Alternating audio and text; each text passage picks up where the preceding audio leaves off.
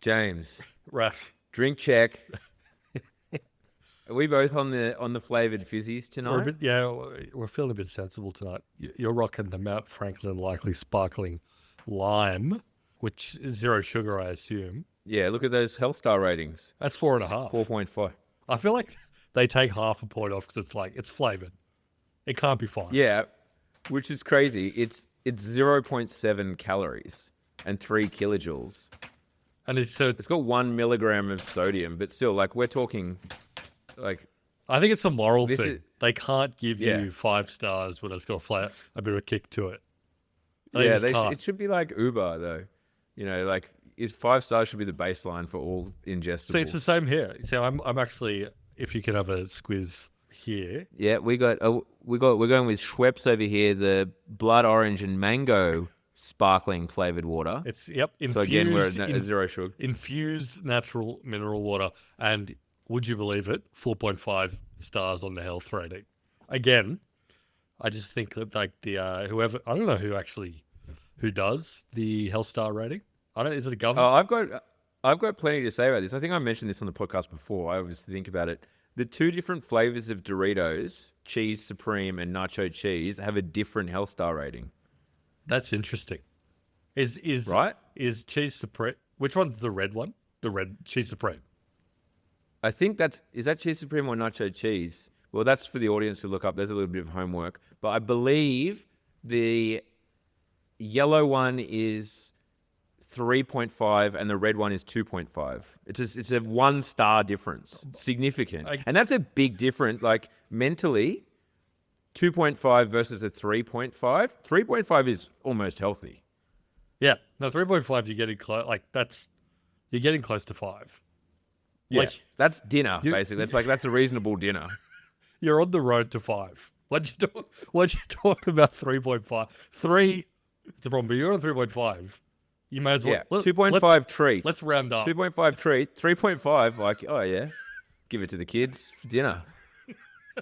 Again, I don't know who issues this, but again, I just feel like it's a matter of, even though it's 0 sugar, there's a little bit of sodium, but I reckon there's a little bit of sodium in water. Yeah, there's a little bit of everything in water. There's a few things they're putting in there, mate. Yeah. I'm just saying that I think that at the government body that does the health star rating, I reckon there is a bit of a wowzer there who says, I'm not giving 5 stars to blood orange and mango.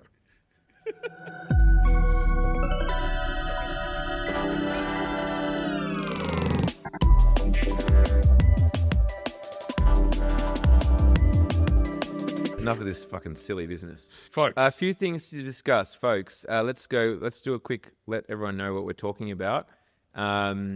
We mentioned this. Where the hell did we mention it? Okay, let me go through the chat. I'll read it out. Can we do remote? Yep. Me sending a screenshot of someone's email, you saying, what am I looking at? And me saying, fuck, wrong chat. Yep. Okay. Here we go. OpenAI browser / AWS outage, ... some other crap. And then me saying Uber work, TikTok wrap up. Okay. That's what's coming up, folks. All right. So, the number one story there for us to get into, I think, first of all, and we were going to record yesterday, but we recorded today instead. And lucky we did, because we got a big OpenAI announcement, which is Atlas, their browser. Now, this is a theme that we've been touching on a little bit over the past few months, 6 months. It's come up a few times. Yep. This idea that the browser is now a contested space again. It no longer is it just Chrome and Firefox and Safari, and by which I mean mostly Chrome and a bit of Safari, and then a little bit of Firefox for a certain audience. And then like some Edge for like the default work laptop. Correct. Some Edge for the default work laptop. But now that all of a sudden AI is the order of the day, a whole bunch of alternate browsers have popped up, usually offered by artificial intelligence companies. So Perplexity has Comet, the browser company, which started out with Arc.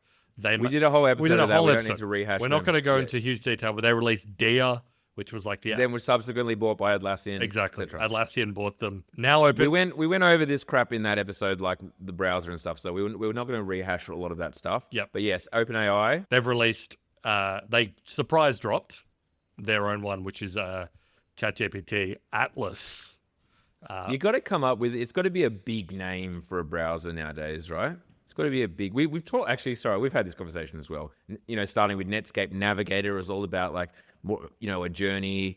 You're surfing the World Wide Web. It's like, whoa, there's so many out there in the global village.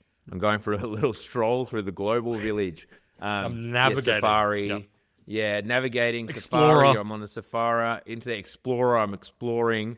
Obviously, like, I don't know what Firefox. That came out of that came out of like a friggin' open source weird shit, right? Like it's, Firefox. Compelling in a sense because you're like, no, it's playing in its own realm. No one's competing with that in terms of names. Yeah, I don't know what it means. Chrome is a bit different. So this is where we start veering off because then we've got the browser company tried to go very different with what was their original one called? The Arc. Well, Arc is still in that kind of navigational world, I would say. I don't know if it's a reference, like the biblical reference. But then they went with Dia, and we start getting into kind of more godly, Yeah. Dia. Dia. And now Atlas. We're back to navigating. Yeah, we're back to navigating. That's what I was saying. And Comet was like, up in the sky flying around or whatever. But yeah, Atlas, we're right back to navigating and exploring. I think that's lovely.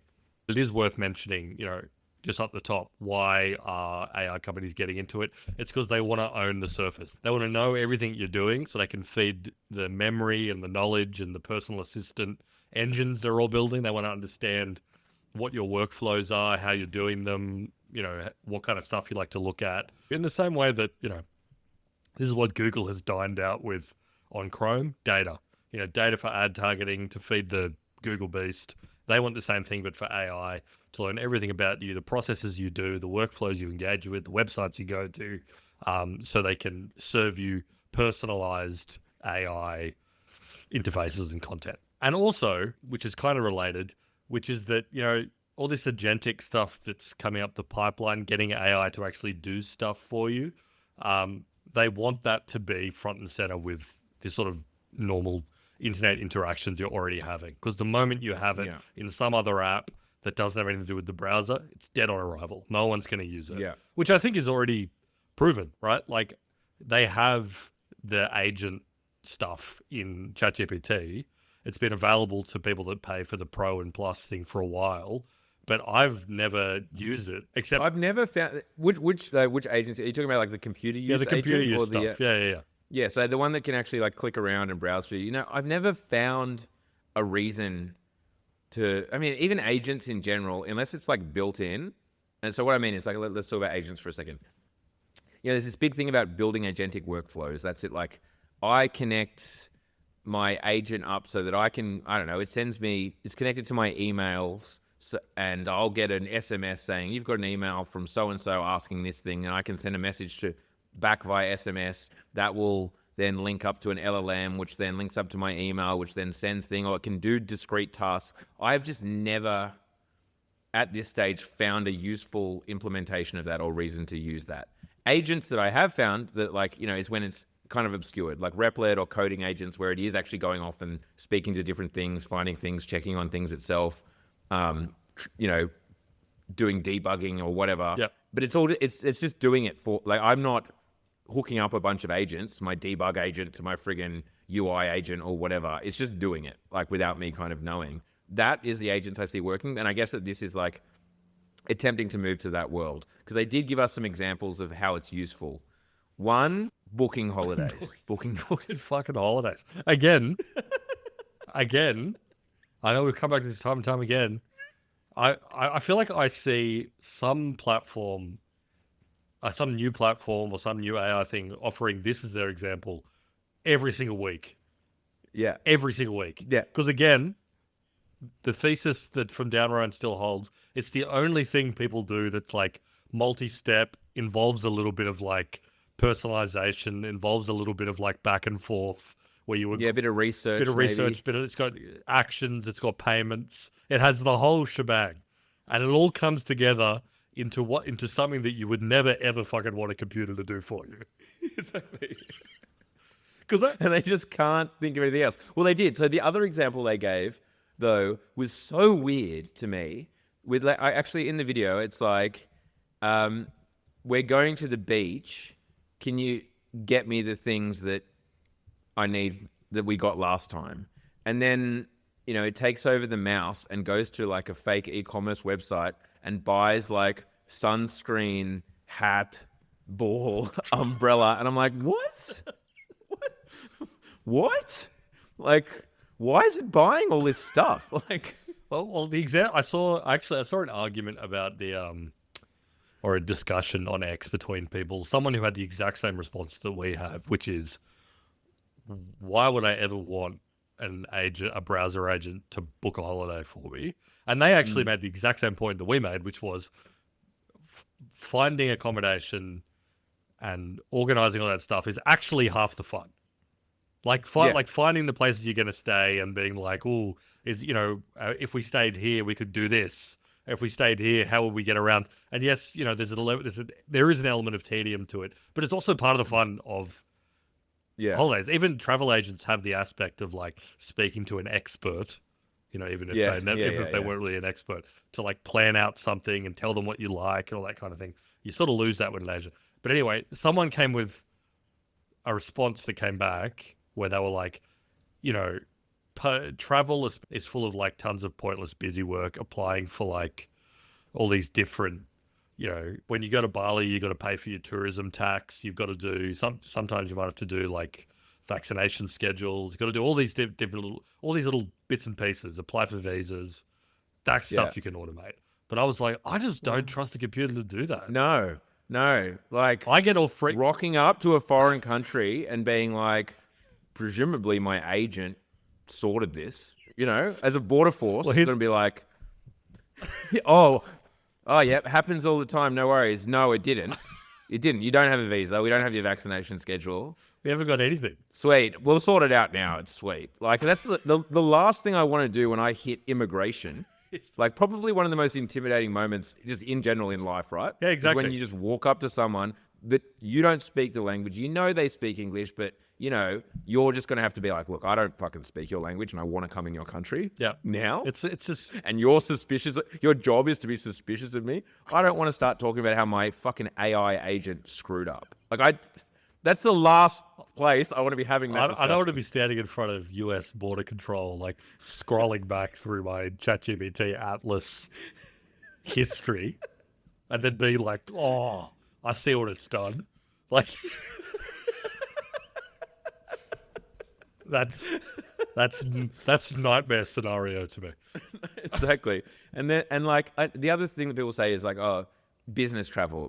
Sometimes you don't want to have the fun. You just want to book a place, and it's like, okay, in that one specific thing, because obviously if you go to the same place all the time, then sure, but you kind of don't need a chatbot to do that, really. If it's like I stay in the same hotel, it's one night, but I get that it could be handy to. It's like a PA or whatever saying rebook the same hotel again if you trust it to do that. Yeah. And that is again a big trust. Like, find the cheapest flight and book it, rebook the same hotel. Right now, I wouldn't trust it to even do that, honestly. And like, God knows what flight it's going to get. God knows, all that kind of stuff. Also, I've given it my credit card details, a bit sus on that as well. Etc. Like, it has to have my email and everything as well. And all of that, like, so I'm giving something with access to my emails, my credit card details. As I've said before, already people have shown like it's pretty easy to send an email to someone who has an agent plugged in and be like, what are your credit card details? And it's just like, here they are. But regardless, yeah. So, but the other example of this, like, I'm going to the beach tomorrow, and then all of a sudden it's buying. Like, I saw that, I'm like, I don't need every time I go to the beach a new tub of sunscreen, a new beach ball, a new umbrella. Like, it was even weird the example the other example of the beach they showed, because it was like, it wasn't I'm going on holiday to the beach. I'm literally just going we're going to the beach tomorrow. So I'm buying and fresh. It's just buying all this shit. Yeah, they haven't. Yeah, I just don't. Yeah, they haven't figured out the pitch. Let's be honest. They're putting the cart before the horse, which is okay. But look, we may as well. I know we've gone on a long spiel about agentic stuff in general, but the browser itself, ChatGPT Atlas. Yeah. Because, as I said, there's been a few of these. Perplexity's one, browser company, which is now Atlassian's one, blah, blah, blah. First impressions upon downloading this one, they certainly haven't reinvented the wheel when I open it. It's nice and slick and minimal, but it looks like Chrome. It's built on Chromium, as basically all alternative browsers are. It's the exact same, model where you have an omnibar that is type in a URL, except instead of type in a URL or search Google, it's type in a URL or ask ChatGPT. And I think everything radiates from that. It's the idea of let's just own the omnibar. But plus, as we said, it can kind of you can kind of teach it to use websites a bit better. Plus, you can say open all those tabs I had that were, reading articles from the FT or whatever, and it'll reopen the 5 tabs that you previously had open. Sure, useful, I guess. This kind of stuff, as well as ChatGPT is kind of quote unquote built in that, it's built into whatever, every text box and that kind of thing. Yeah, it's also I think there's obviously going to take a while to figure out usage and what people actually want to do with this sort of stuff. I think their main mission has not been let's make an absolutely amazing product, and more we need a browser, we need that sort of real estate to start working with. Because it's as I said, you can download it for yourself and look, but this is the sort of weirdly confusing experience that I'm getting right now. I've opened it, it's on my screen. I've got, as I said, the big omnibar in the center that has ask ChatGPT or type URL, and has 4 things suggested under that. And this is with a fresh install, so I haven't done anything.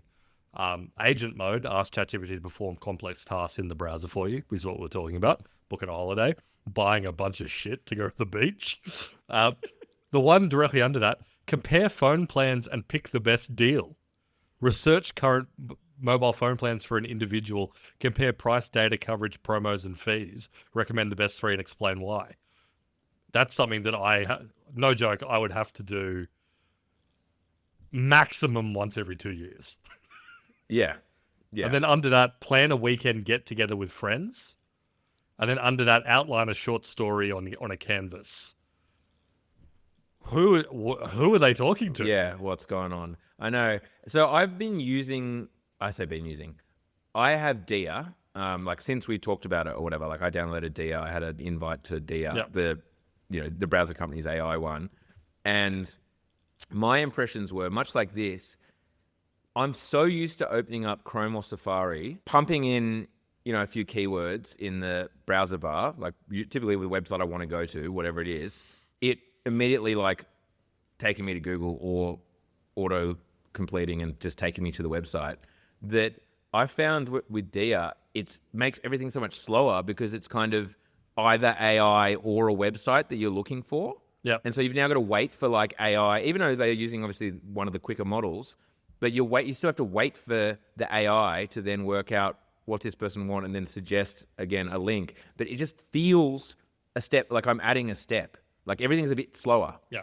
Because the majority of the time I'm not opening my browser to, ask it to write a short story. Yeah, I mean that's that's a bit of bizarre prompts. Now I don't want to be a Luddite. No. This could be. Well, there's 2 things here I will say. One, I think that this will end up in ChatGPT. The idea that ChatGPT is somehow separate to the browser feels like this is an intermediate step. ChatGPT will be the interface to the web, and this browser will kind of be in ChatGPT itself. That's where I think it's going. All the other way around, potentially. This is meant to be. Yeah, but that's not going to happen. They've got 800 million users on ChatGPT. How many? They can't hope for that install base for this browser. No. I think you're right, and it's also I don't know how many people are actually using the ChatGPT app as a percentage of that 800 million. I imagine. Yeah, true. Vast majority of them would be on web. Yeah, but I mean, just to continue the weird clash, it's apart from all those weird prompts. Then if you click the little sidebar button up in the top left, it opens up the sidebar of your ChatGPT with all your previous chats and all that kind of stuff. It's just a very weird, like model or paradigm that they're using. It's like I don't know. When I first opened, I was like, oh, this is kind of like a nice minimal Chrome install. This kind without all the crap that's kind of built up on my Chrome over the years. But then I was kind of like, oh, it's actually like a really weird and confused interface. It's going to take them a while to figure out. But I'm just like, I don't know what the appeal of this is to anyone.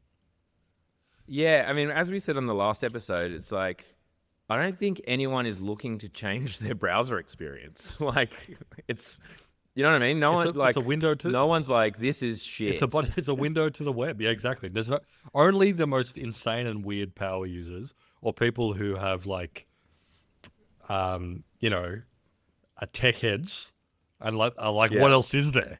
What other computer experiences are there for me? Which is most people are not like that. Are actually craving something new there. To finish the thought that I was going to before, I was like, I do see where they're going with this. Yeah.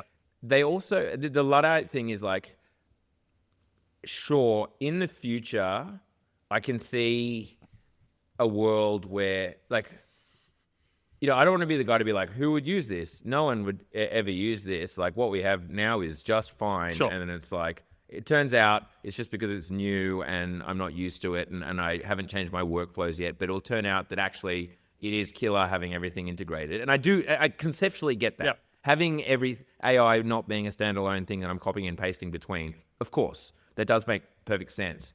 However, like at the moment, the reasons to change my entire browser over to this just aren't really there. No. And like, you know, there's. It seems weird because it's such a new experience to be going already. Like AI hasn't been around that long, but like, so I use Notion for most of my own, you know, task management and even my writing and stuff. I'll do a lot of stuff in Notion. I never use their inbuilt AI. Oh yeah. Like, because that's another thing. This thing is like, you know, when I'm writing an email, it's right there. I'm basically writing it in ChatGPT. I can do the thing, and like Word, same thing. Like you can highlight in, you know, a paragraph and be like, oh, how do I rephrase this or whatever. I just don't work that way.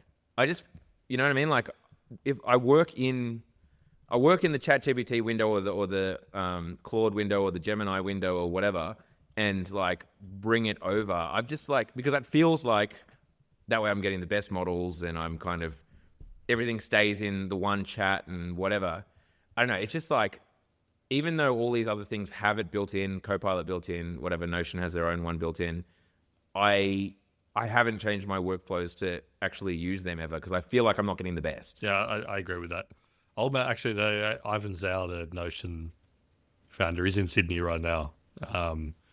Because they had like some sort of conference in Sydney, and he's getting around pitching their agentic stuff within Notion. And again, I've never been, and I use Notion for some stuff. I think it's a nice bit of software. We've talked about it in the past. You know, this sort of like note app turned command center kind of vibe, which is good. But it's also just like there's nothing compellingly there. Because like you don't, as you say, you don't know if you're using the latest and greatest models when you can just go straight to the source, Claude, OpenAI, whatever you're using.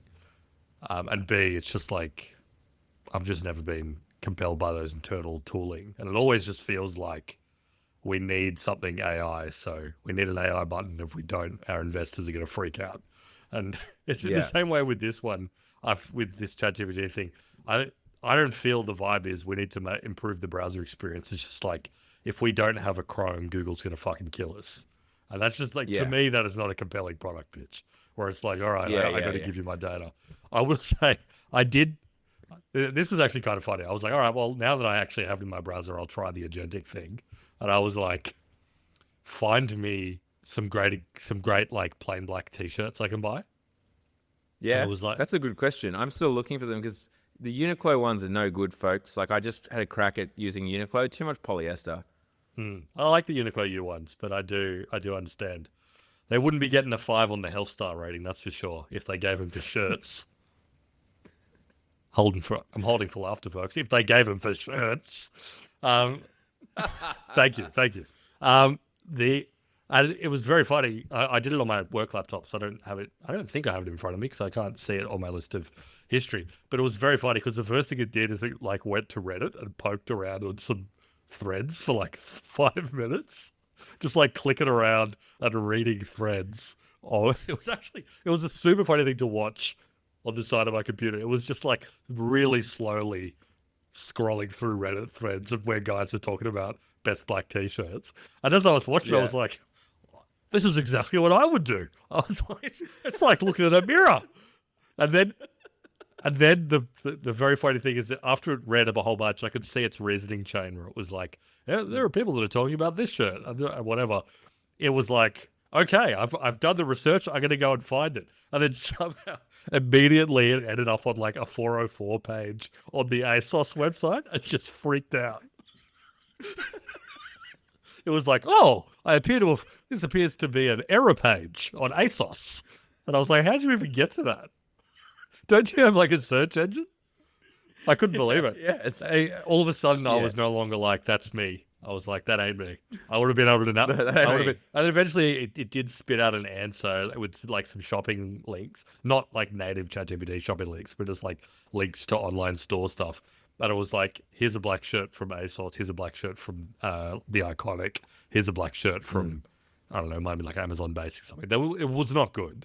They didn't come out with something good, even though nothing revolutionary. In the reasoning chain, like, as I said, when it was just scrolling through Reddit threads and being like, oh, this guy said this, I was like, wow, it's doing research. This is red hot. But it did. But why? That's obviously so much worse than just asking ChatGPT. Yeah. Like, why does it need to do things really slowly? I get that that's not kind of the point. No, like, the point is that it ideally buys it for you or whatever, or like adds it to a shopping cart. Totally. At least, and I don't know if that's the best. But also, I don't know. Like, the mere fact that the only thing that comes to my mind is automating spam. Like literally, I'm sure. I mean, I know that people would have uses for these. People would have presumably monotonous things where like every morning they get whatever, like the the media clippings or whatever, like their media monitoring or something, and like copy it and paste it into an email and send it or something. Like, well, I don't know, maybe I'm sure monotonous tasks. If there was like a level of goodness and taste and discernment that it achieves, which I'm not saying that it won't, because it very well could, and I'm sure it's going to keep getting better.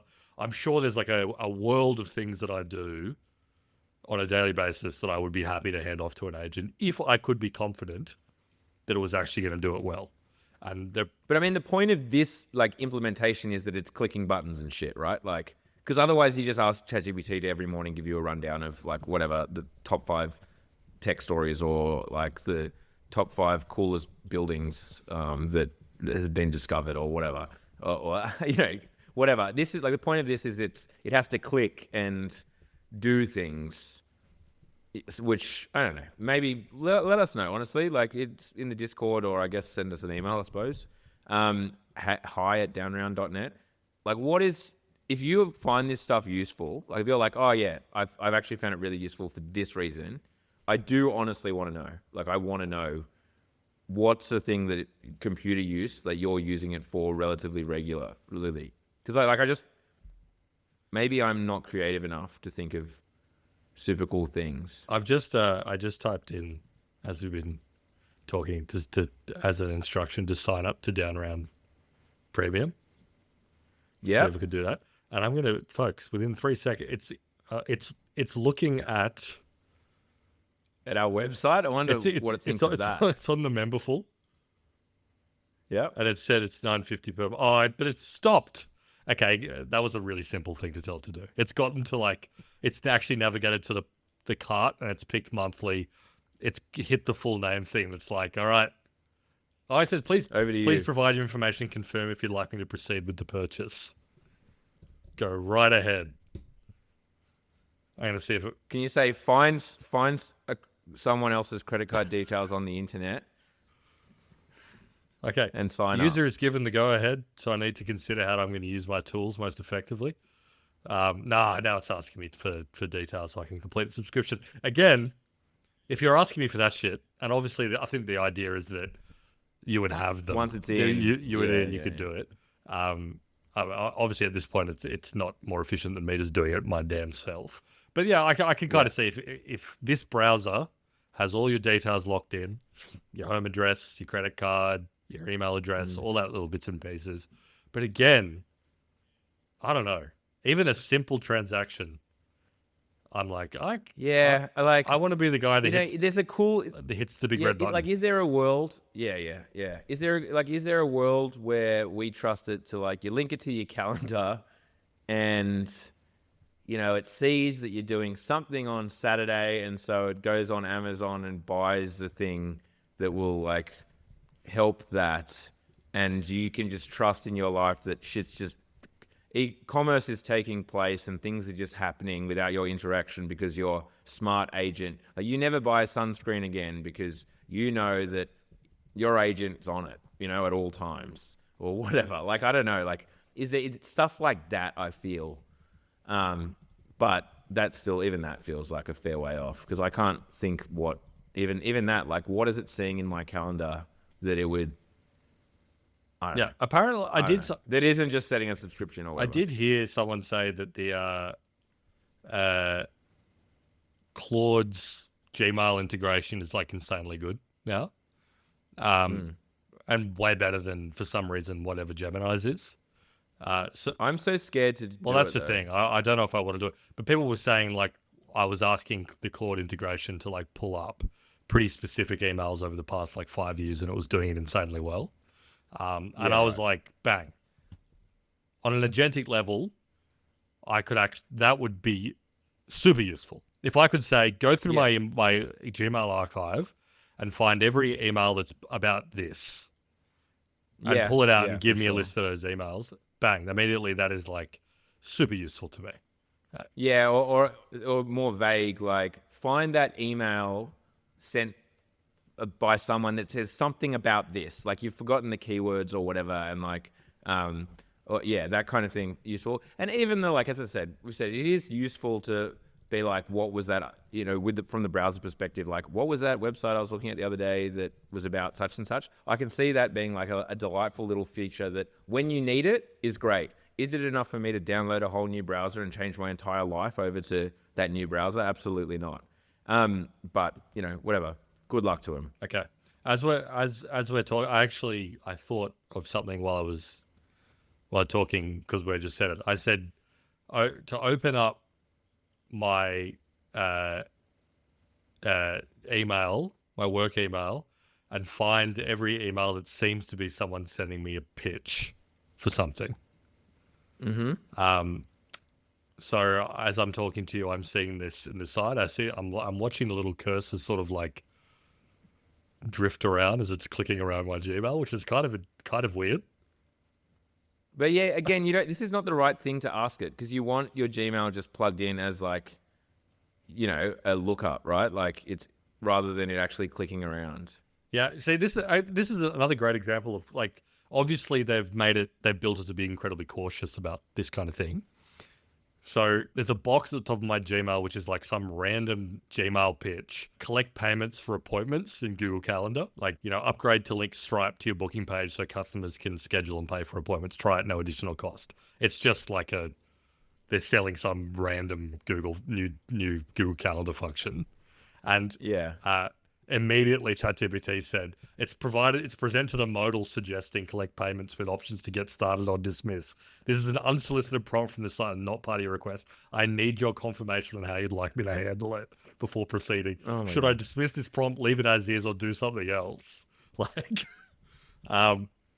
again, it kind of makes sense, because you don't want it to, like, ignore pop-ups. Yeah. Because what if they're important? What if they're telling you something important? Again, I would say this has failed immediately, because it's already asking you to do stuff. Yeah. So what's the point? Well, yeah, as I said, I can kind of see a future. I can vaguely see the vision. I'm still struggling to, really actually see it coming to fruition, but I can see the vision. I just think that this is like the humanoid robots thing, which I might be wrong on, but it feels like we're going this intermediate step of, like, okay, because the entire web is made for humans, obviously, we're going to need to, and the world is made for humans, we're going to need to, like, mimic humans in this intermediate step, as opposed to just, like, going the whole hog and just doing everything via API and, the chat interface is the new browser, blah, blah, blah, blah, blah. So whatever, we'll see. Should we jump to going back to our SMS thing, which again, maybe I should have used an agent, a Mac agent to be like, what were the 4 topics? We should, the TikTok ban watch, final brackets, use this one. What was interesting because I think the last time we touched on it was like, oh yeah, it's happening. It's a US company. Most people won't see any difference. Not only that, I thought what was interesting is like so as part of the deal, ByteDance owns a certain percentage. Yep. Obviously gets a certain percentage, and the US corporation that owns the rest and is obviously owned by a bunch of shareholders and whatnot, like private equity and Oracle and whatnot.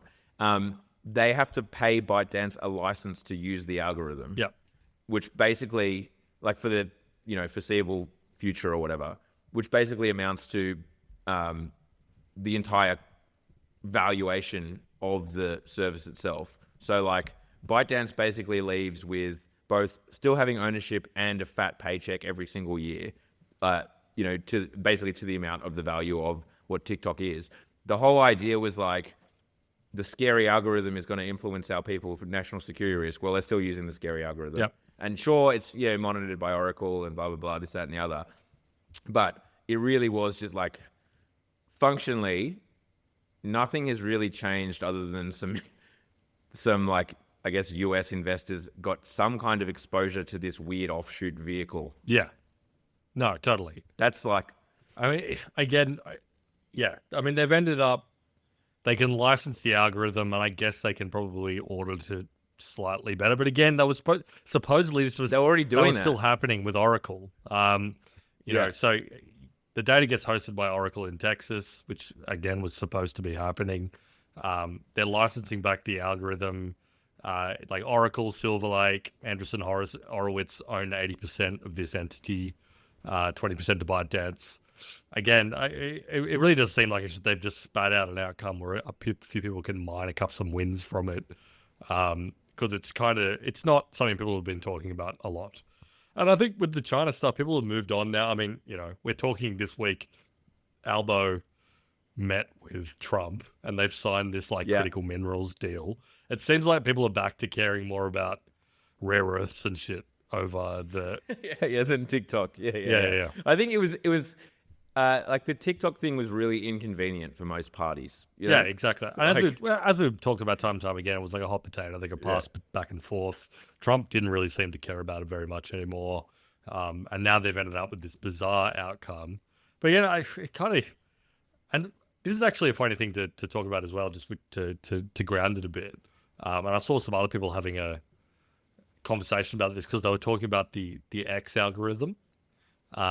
And how, Nikita Beer, head of product at X, is trying to improve the algorithm. They want Grok to run the whole thing or whatever. And they were talking about how the X algorithm does not feel very smart. It gloms onto things super, super hard. If you watch something immediately, that's all you get. So you just get this wave of slop that's sort of very roughly attuned to things you've been looking at. Which Instagram Reels is also very much like, but TikTok is not like that. It's far more subtle. It shows you.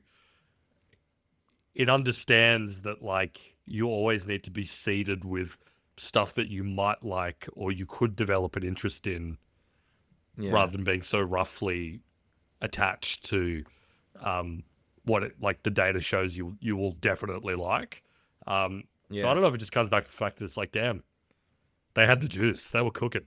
Yeah, they cooked with that one. We need it. If we don't have it, we're just no one's going to use it, and they're going to go to Reels. Yeah.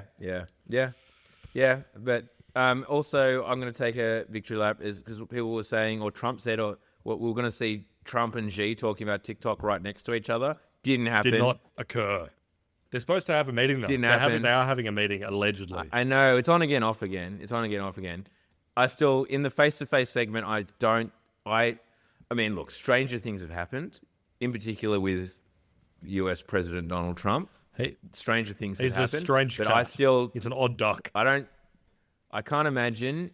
I don't think President Xi in the company of President Trump will say the words TikTok, or ByteDance, or I don't think President Xi's not going to refer to it. He's not going to reference it. You reckon he's not interested? That's still my sincere prediction. Okay. We won't see him say that next to Donald Trump, anything about TikTok. I could be wrong. I mean, it's not a firmly held belief. It's a prediction. All right. Let's see how it goes on the other end of that meeting if it does occur. And speaking of seeing people on the other side of things, yes, we're throwing the paywalls going up. And we're going to talk about other stuff on the other side of it. The Great Wall of Down Round. The Great Down Round Wall. If you enjoyed that, and I know you did, head to downround.net. Subscribe to Down Round Premium.